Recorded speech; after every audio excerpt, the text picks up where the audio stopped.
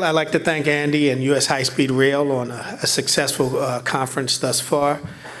My name is Dwayne Sampson, President and CEO of Transportation Diversity Council, and I'd like to introduce the keynote speaker for this afternoon, Mr. Phil Washington. And just the format, after Mr. Washington's presentation, we'll go into a panel discussion with two other panelists to talk about P3, and I'll introduce them at that time. Phil Washington, CEO, LA Metro, LA County MTA. Philip A. Washington, formerly of Denver's Regional Transportation District, was unanimously selected CEO of Los Angeles County Metropolitan Transportation Authority by the Metro Board of Directors on March 12, 2015. Washington came to Los Angeles at a time when Metro has 5 major rail plus highway projects under construction, together representing the largest modern public works program in the United States. In his position as Metro CEO, Mr. Washington oversees an agency that transports 1.4 million boarding passengers on an average weekday, riding on a fleet of 2,000 clean air buses and 6 rail lines. Washington came to Los Angeles from Denver, where he was assistant general manager for nearly 10 years prior to being named CEO in 2009. In Denver, Washington implemented the Fast Tracks program, which is the panel will talk about Fast Tracks and P3, one of the largest voter-approved transit expansion programs in the country. In Denver, Washington spearheaded implementation of the first of its kind $2.2 billion transit public-private partnership. His emphasis on measuring and managing agency performance led to the agency to a nearly 90% on-time bus and rail service and 6% ADA on-time performance. It says originally from the south side of Chicago. If you know Phil, he's still from the south side of Chicago. You know, a military man. It reached the highest rank in the military non-commissioned officer. And I can tell you that he's very proud of his service, and he's done some great things in the military. Holds a BA in Business Administration from Columbia College and an MA in Management from Webster University. He is the past chair of APTA, American Public Transportation Association, and currently sits on the executive committee. So without further ado, Mr. Phil Washington.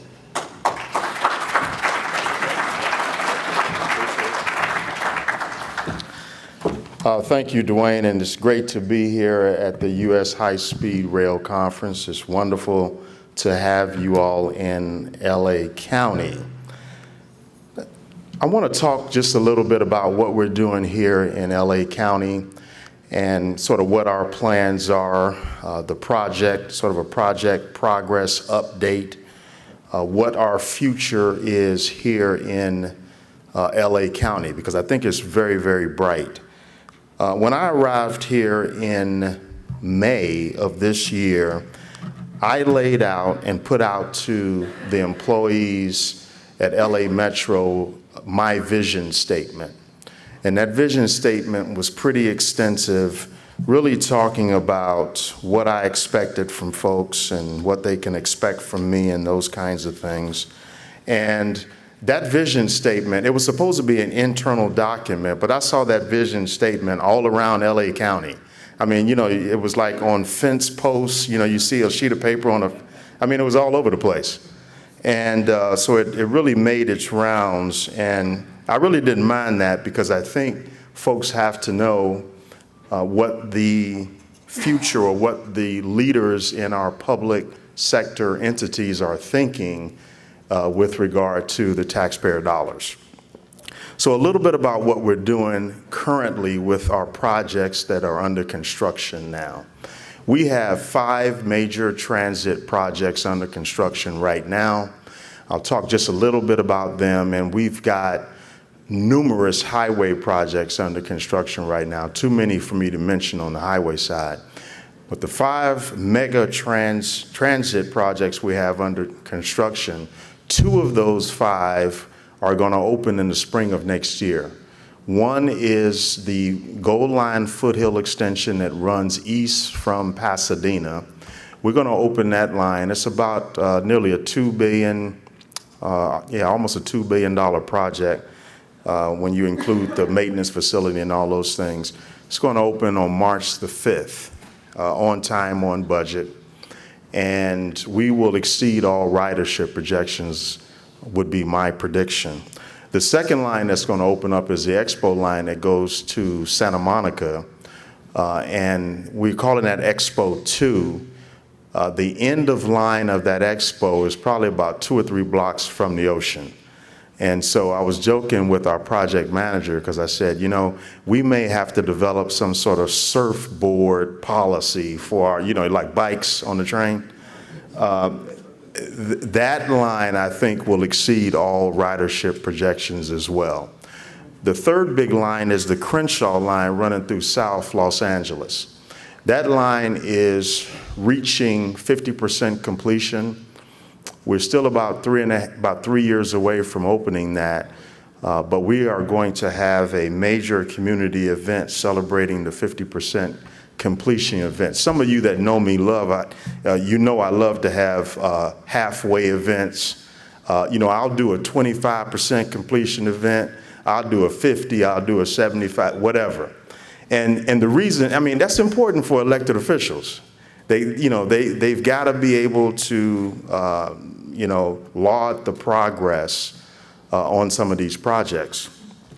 And then we're doing what's called the Regional Connector. The Regional Connector is a relatively short extension, if you will, but it's really a game changer because it's going to allow for a 1-seat ride from north to south, all the way from Pasadena or Azusa on the east, all the way down to Long Beach. And so that is going to be a huge game changer where people can get on the train in the Pasadena area and go all the way down to Long Beach. So huge piece. And then the last big mega project that we're doing is the Purple Line that goes west toward UCLA and the VA facility. And we're doing that line in sections. Section 1 of that line, which is the first 4 miles or so, we are about 15% complete on construction, so we really have not gotten into the throes of construction just yet. But that line, that phase is going on, section 1. And then we have an RFP on the street right now for phase 2, which is 2.5 miles or so. That is on the street. And then we are pursuing section 3, the last 2.5 miles, that will go all the way out to UCLA. And someone asked me about that section 3 because while we have an RFP out for section 2, we're thinking about section 3 and how we can push that forward. USDOT and FTA have created a program, an expedited project delivery program. It's similar to what I think we'll talk about in a few minutes on this panel, the Penta-P program from 2007. But this expedited project delivery program that USDOT just put out says that they will look to expedite projects. And so we are into that program for the last portion of the Purple Line. And my thought is to finish that whole line before the Olympics in 2024. And we haven't even made a decision on Olympics yet, but my thought is we'll probably get it. And I'll get to that because I think we're becoming the center of the transportation infrastructure universe in LA County. So we got 5 lines under construction, and then we've also got Los Angeles Union Station. Now, you all have been over there. Tremendous potential that's not being realized in my mind. That project alone is probably over $1 billion, well over $1 billion in what I think we have to do there. Our growth alone, LA Metro's growth alone, requires a redo of Union Station. Now, I'm not even counting high-speed rail that has to come through there, accommodating some MetroLink growth, and then, of course, we have Amtrak, but tremendous potential at LA Union Station, and it has a lot of similarities to actually Denver Union Station that we did there and really are enjoying right now. So we got a lot of projects under construction, doing a lot of things, and most if not all of what we're doing is being funded from a tax called Measure R that was approved by voters in 2008. Measure R. And so that Measure R money was a half-cent sales tax to raise about $36 billion over a 30-year period or so. But that's not enough. We are looking at going back out to the voters in November 2016, and our board has not made a decision to actually go or not, but we're contemplating going out in November 2016 for another half-cent sales tax. And we are also looking to extend that current Measure R. So extending the current Measure R another, 15, 18 years, I think it is, and then another additional half-cent sales tax, a new half-cent sales tax over a 30-year period. We're talking about raising $120 billion. Now, that's a lot of money, even for somebody from the south side of Chicago. It's a lot of money. We are moving towards that potential ballot measure right now. We are doing our education program. We are identifying projects with the help of the Council of Governments, or the COGs in the region, the 9 COGs.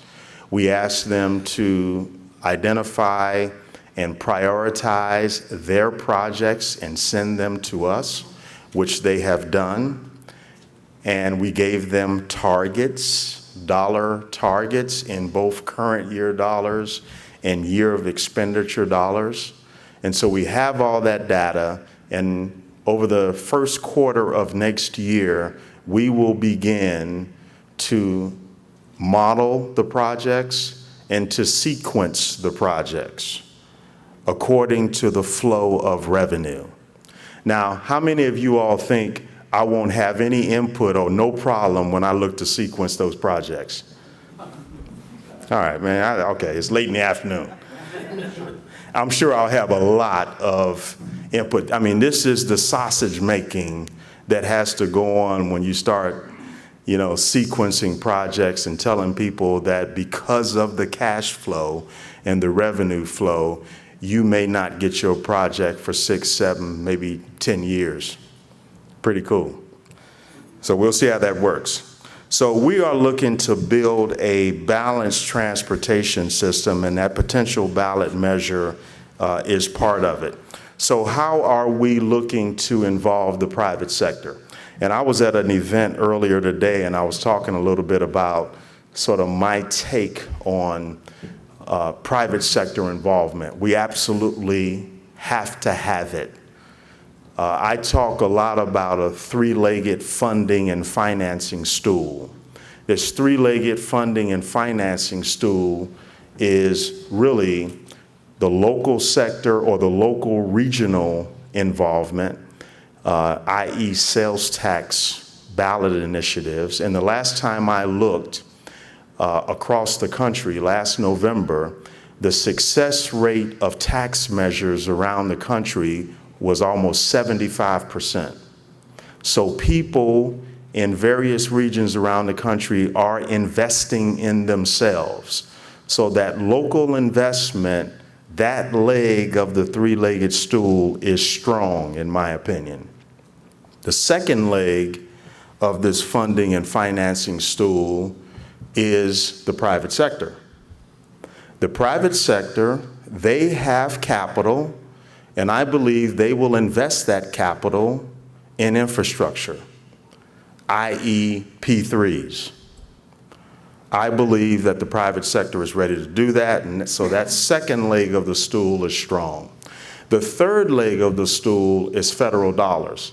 And when I was talking about this three-legged stool for the last 2 or 3 years, I was always saying that that third leg was wobbly, it was weak. But guess what? Last week we got a long-term transportation reauthorization bill. So that leg, while it's really not enough money, that leg is stronger than it was. So we've got the three-legged financing and funding stool in place now to really build infrastructure. But you know what my worry is? As we go to the ballot, we're going to raise $120 billion over 30 years. My concern is capacity. My concern is capacity. Can all of you in this room that's represented by large companies, can you handle the work? Capacity is an issue, both on the prime contractor side, on the small and minority and women-owned and veteran-owned business side, it is a challenge. And also on the qualified individual workforce piece, it is a challenge. Capacity is a challenge that we have to be concerned with. In terms of innovation and industry forums, we are going to put on a mega industry forum here in LA County in February. And this mega industry forum is designed to bring in the private sector from all over the world and talk about innovation and how we can build out infrastructure in LA County. And I'm looking for equity partners too. I want you to bring some money. Bring some money with a reasonable rate of return. Reasonable. And because there is a value in accelerating some of the projects. And so we're going to have that industry forum. At the same time, we are going to introduce a private sector friendly unsolicited proposal policy. A private sector friendly unsolicited proposal policy that says that the private sector does not always have to be reactive to the public entity. Because you know right now, the private sector is just reactive to us, right? I mean, you wait for us to put out an RFP. And then you you respond to the RFP. What we're talking about with this unsolicited proposal policy is that we're flipping that script and we're asking you to bring us the ideas before we put out an RFP. And we will determine whether it has technical or financial merit. If it has one of those, we will move forward on it. The last couple of things I'll talk about is this Office of Extraordinary Innovation that was very important to us to create at Los Angeles Metro. And the thought behind this Office of Extraordinary Innovation, and I've brought one of these whiz guys to head this office up. Some of you all know Joshua Shank from the Eno Foundation. What we're thinking is that we want to implement innovation from all over the world here in LA Metro. We want to think completely out of the box. We want to know what is the impact of autonomous vehicles for transportation. We want to look at technology and mobile apps. We want to look at project delivery. We want to look at operations and paratransit. We want to determine how we can bring in the private sector to help us implement transportation in this county. And so that Office of Extraordinary Innovation is up and running right now. It's the first of its kind that I know of in the country in terms of an office, and we are working to put it together. I'll end my brief remarks by talking just a little bit about base system progress, because I think we can talk a lot about project delivery and projects, and this is high-speed rail, and I understand that Jeff Morales was here earlier. I was with Jeff this morning at the Urban Land Institute conference, and he and I did tag team on a keynote address. we are tied into high-speed rail big time.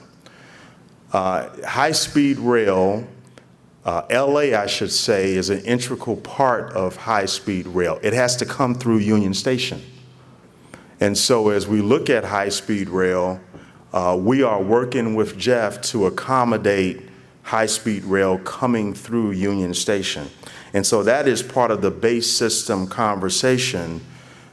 Base system, when I say base system, I mean the day-to-day service.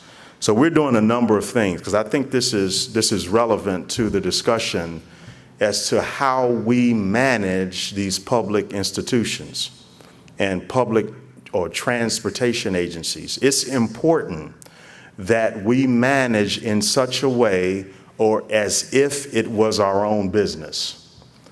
It is very important that we do that. And so we are instilling fiscal discipline here at LA Metro.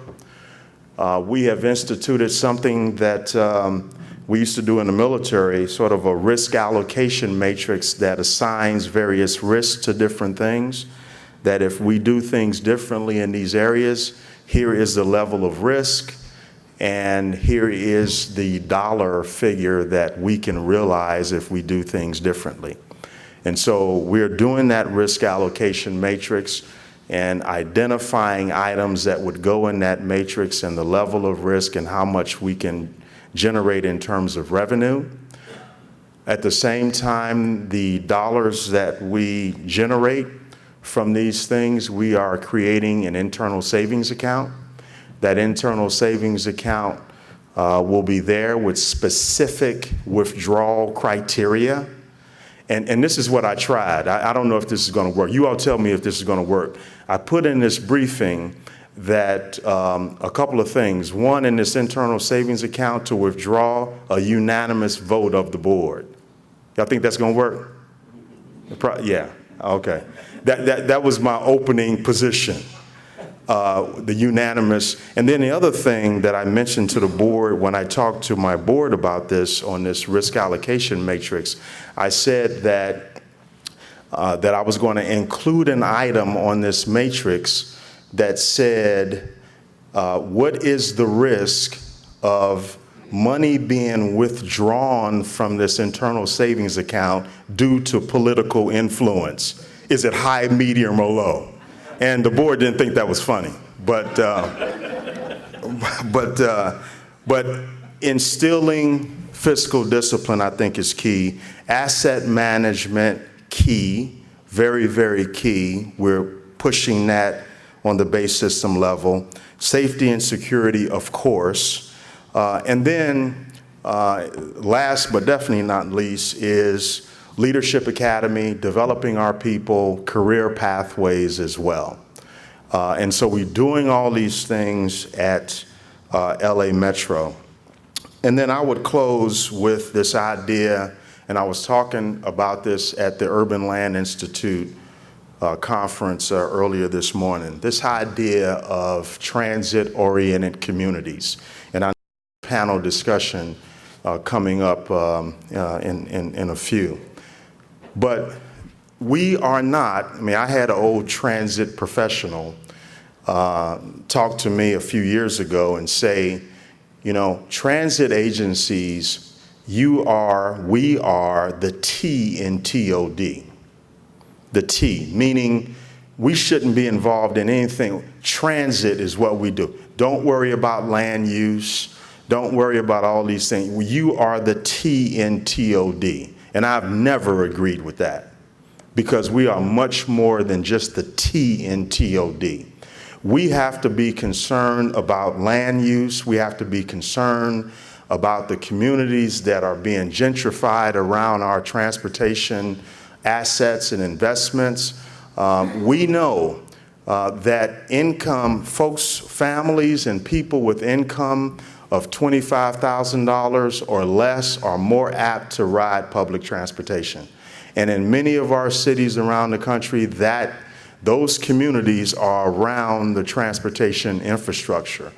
And as we build out this infrastructure in this country, if the communities around that transportation infrastructure is pushed out through gentrification or otherwise, that's not good for us. And that impacts our bottom line as well. And people say, well, how does it impact your bottom line? It impacts our bottom line because if those transit-dependent populations are displaced from the very transportation infrastructure that we are building, and they move further and further out from the core, then I have to put service out there to address those issues the further that they move out. And so it does impact our bottom line. And so we need to be concerned about what goes on in communities around our transportation infrastructure.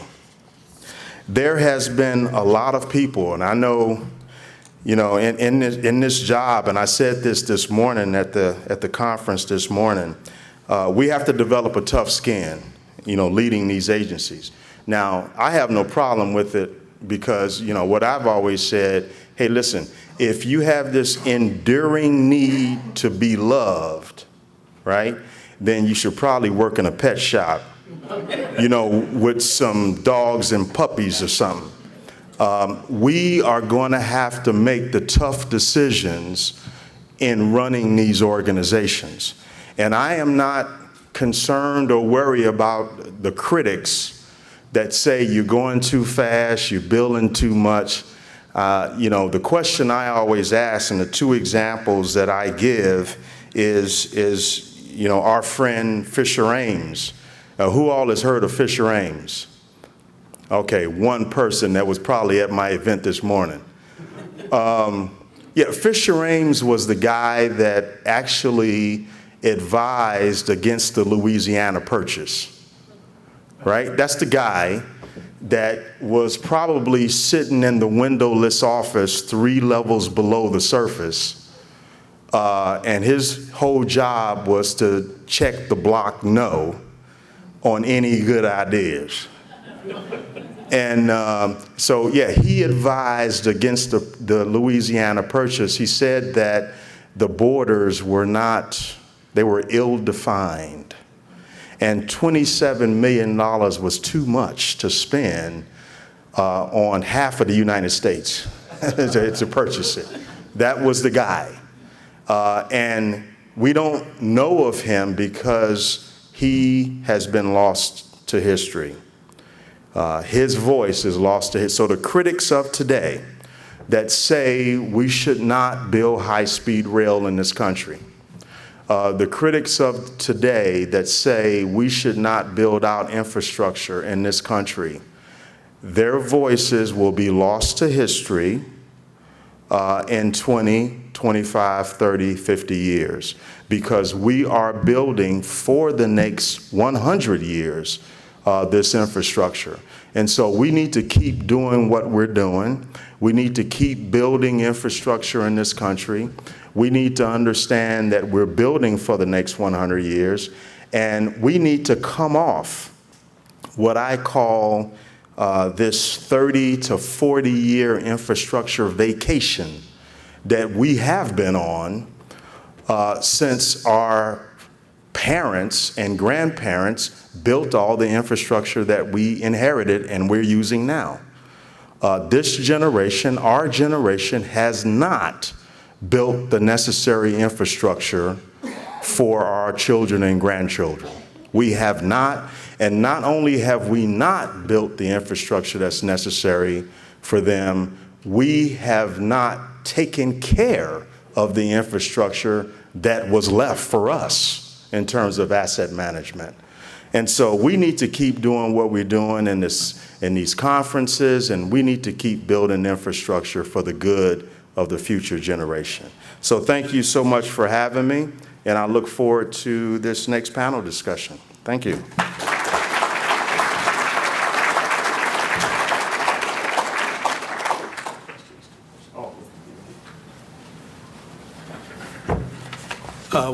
While the rest of the panel comes up, Mr. Washington will take a couple of questions.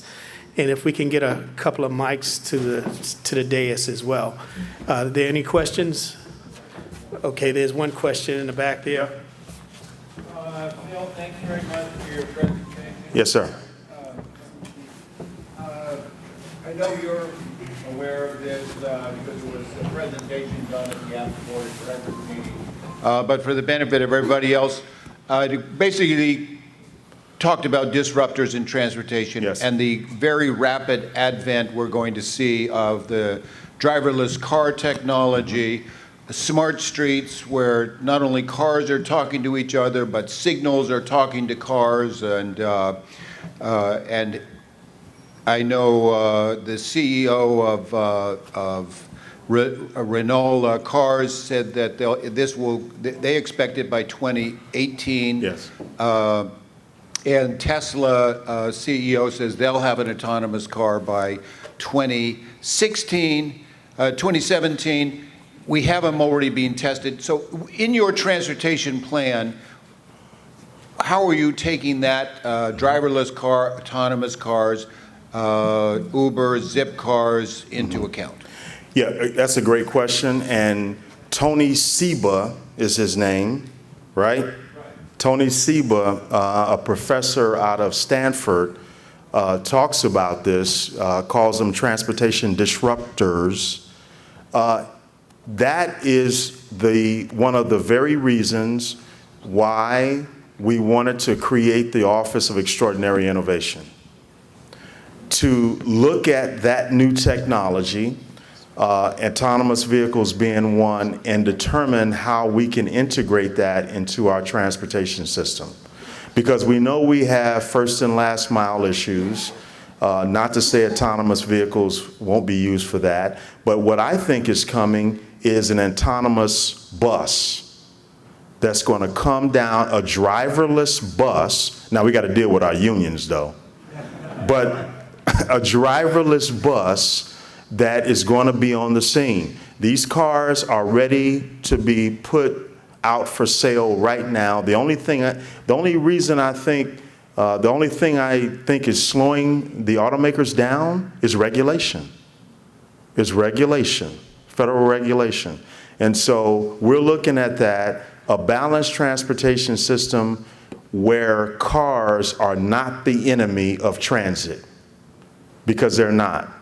Buses, bikes, all of that in a balanced system. So we're looking at that. Yeah, this is a real quick question. I'm going to move on. Phil, I live in Bakersfield. I'm with the Current Minority Contractors Association. I also serve on the High Speed Rail Business Advisory Council. And in our council meeting, some of the discussions has come up because I believe LA and probably Metro is considered part of the bookends for the high speed rail. And Yes. I think it got somewhere around $1 billion or somewhere in that neighborhood. Mm-hmm. So the two questions come into mind is what is that money being used for? Is contracts underway? And lastly is when these agencies get, the high speed rail set a 30% goal. And what our concerns was the council that goal would follow the money when it went to various agencies. And some agencies are adapting that 30% goal, which is 10% of its DBE and the other small business. Mm-hmm. So, and there's been a lot of discussion all over the page so that I can take the good news back to the board. What are you guys doing? Are you meeting that? And it sounds like a really exciting time to be in LA. Yeah. Well, I'm chasing Jeff Morales so I can get that money because I don't have it yet. That's the very thing I've been is Jeff here? Okay, he heard I was coming over here. Yeah, I mean, we are looking for that money. We don't have that money yet. And so as soon as we get it, absolutely.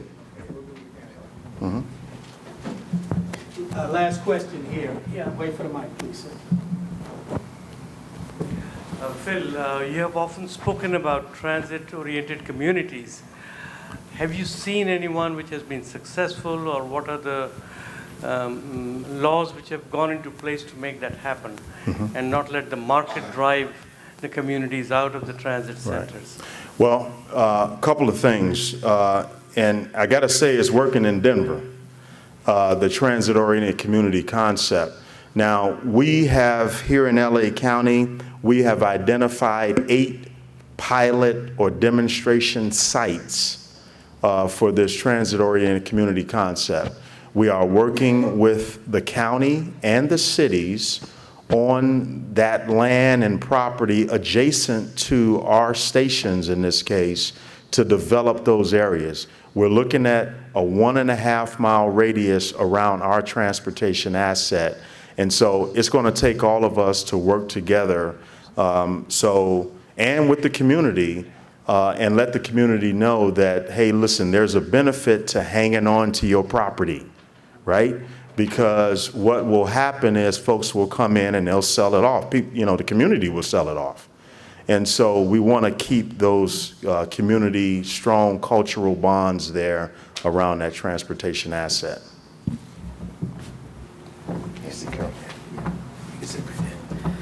Well, another round of applause for Phil Washington. Great presentation. Thank you very much.